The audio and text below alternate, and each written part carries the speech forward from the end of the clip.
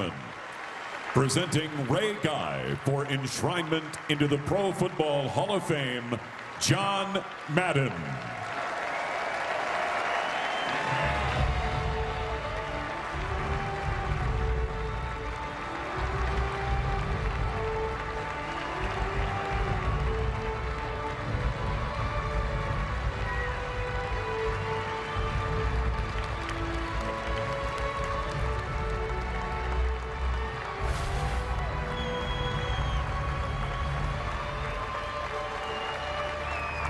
Thank you. Thank you. Thank you, Coach. And thank you, ladies and gentlemen. Man, am I glad to be here tonight. Believe me, it's been a long and winding road from the farmlands of South Georgia to the hallowed halls of the Pro Football Hall of Fame. They've been bumps, they've been curves, detours, and bridges to cross along this journey, but I have finally made it. Even though there will be no more games to play, records to set, or championships to win, for to be a part of this very special clubhouse called the Pro Football Hall of Fame, and knowing it's forever, it's beyond my wildest dreams. But I didn't do it alone. I've been very fortunate to be associated with great individuals who have influenced my life, some on the field of competition and others who just helped me learn life's lesson. Believe me, I like to mention them all by name, but time simply won't permit. And I hope you'll all forgive me for that. However, several family members are here tonight that I must acknowledge, including my two wonderful children, my beautiful daughter Amber, my son Ryan and his family, my brother Al and his lovely wife Kay,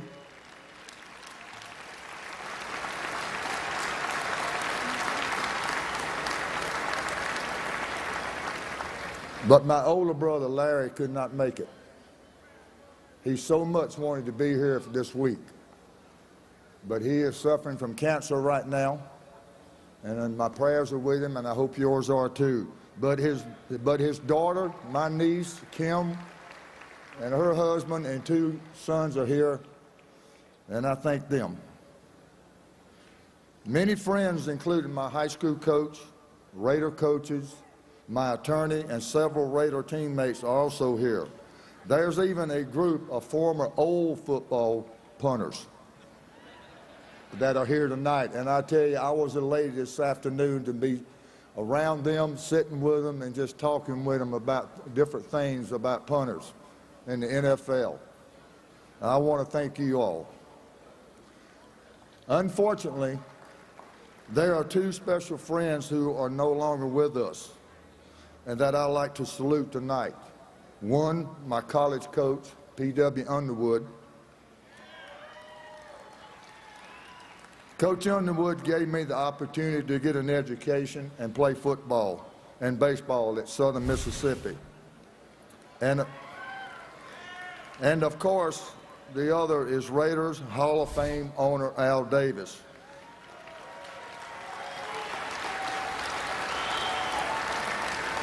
Who took a chance on me as a pure punter in 1973.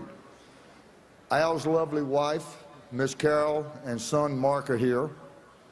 Miss Carol and Mark and all my family friends are here tonight. I would like for you to please stand and be recognized.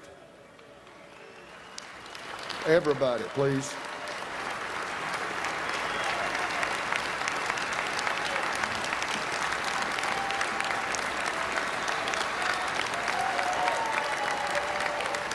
Thank you, thank you. The two greatest influences in my life are not seated here in front of me tonight. And that's my mom and my dad. Even though they're not here, they are here. They are up above watching and cheering. And I know they're looking down from above and smiling and beaming with pride and cheering me on as they always did during my playing days. You know, as I think back, I don't know how my mom ever knew what was going on in the game because she never had her eyes open. She kept them closed, and I figured out why Dad would never sit with her, because she kept beating on him and asking what was going on. As I look back on what I achieved in my life, I realize that it all started growing up in a very warm, loving, and caring family life. My parents only wanted what was the best for their 3 sons. We were taught to appreciate the things we had and to take care of what we got.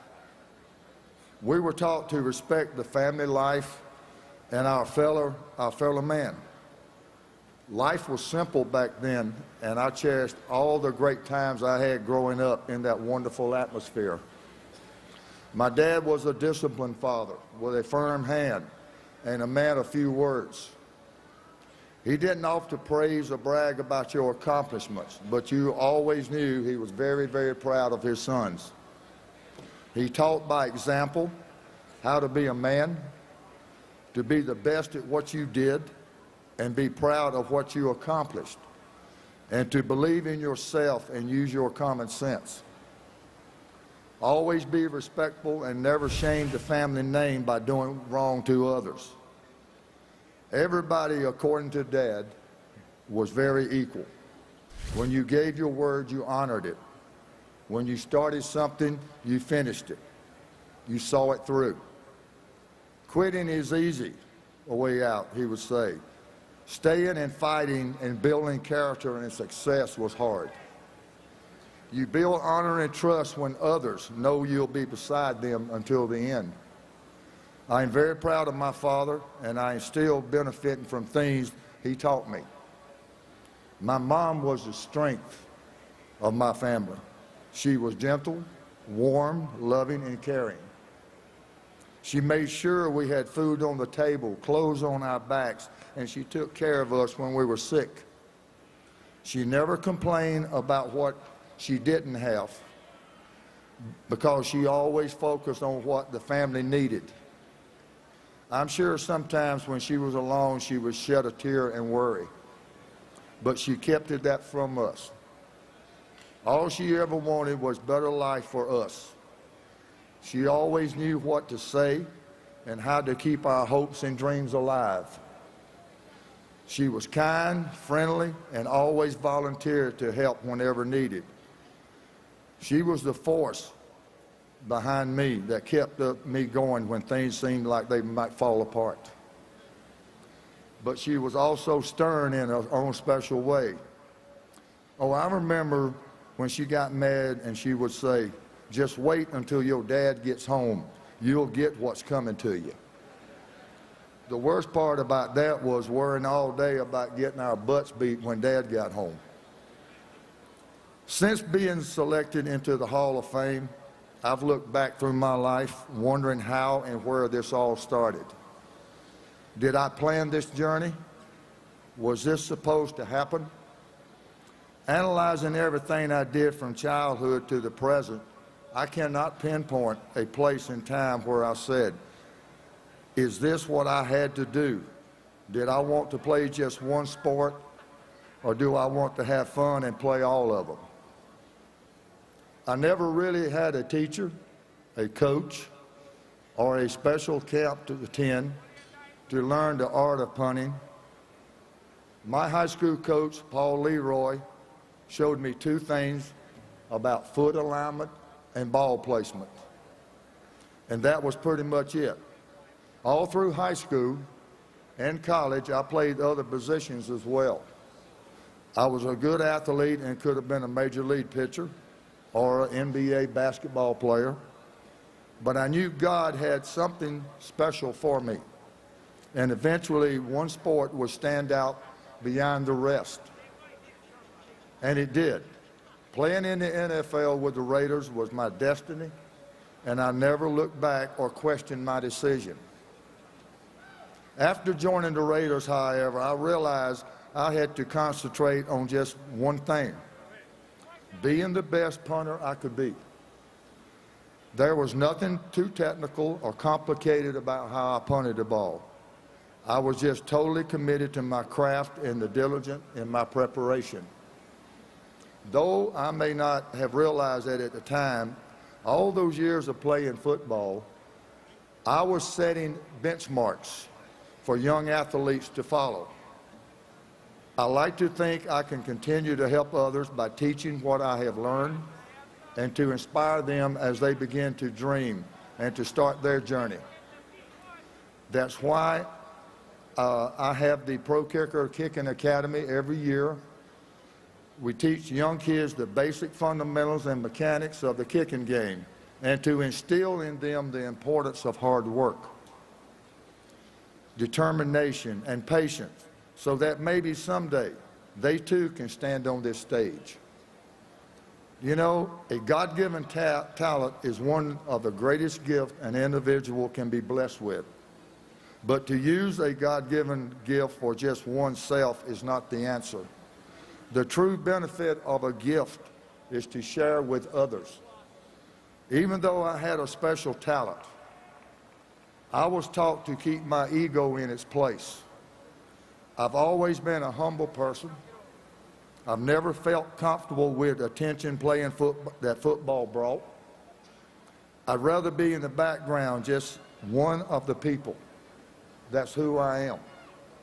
Often when I meet people and they say something like, "I can't believe how down to earth you are," or "Man, it's easy to talk to you," that always makes me chuckle. I tell them, I am who I am, and that's all you're ever going to get.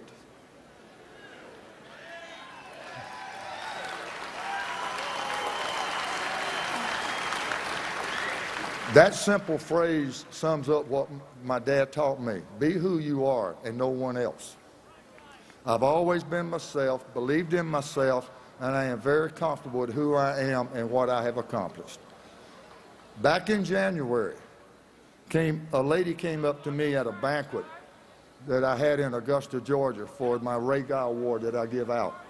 And she told me that the biblical meaning of the number 8 on my jersey meant a new beginning. If that's true, then I like my enshrinement and number 8 to represent a new beginning for punters into the Hall of Fame.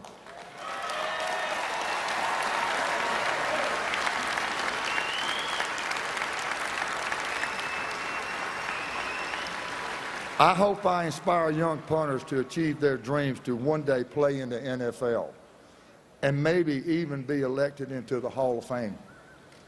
It's been a long, long overdue, but now the Hall of Fame has a complete team.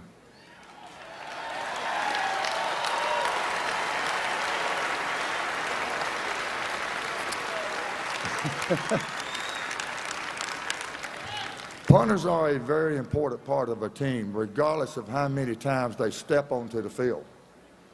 It only takes one play to change the outcome of a game. So punters, keep the faith. You are an important part of every game. You know, I've been lucky to be able to do what so many others only dream of, to play professional football. And I've been blessed to have the opportunity to be around so many great individuals like my fellow Hall of Famers. To stand beside them, to compete with them or against them, it's been great. Having inspirational leaders like my coaches and team owners and a great family life and the support of great friends, I could not have asked for anything better. But now the roar of the crowd has faded. And as I said, there are no more games to play, no more records to set or break, and there are no more championships to win. But one thing reminds me, the memories. And they will always be forever. It's awesome to be considered one of the game's best and a member of the Pro Football Hall of Fame. To know my legacy will be forever a part of pro football history, and that my bust will be alongside the greatest athletes of all times. It leaves this old punter speechless.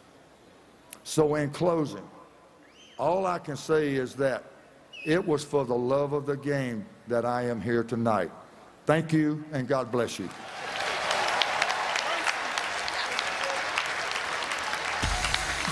So it took 52 years, but it's now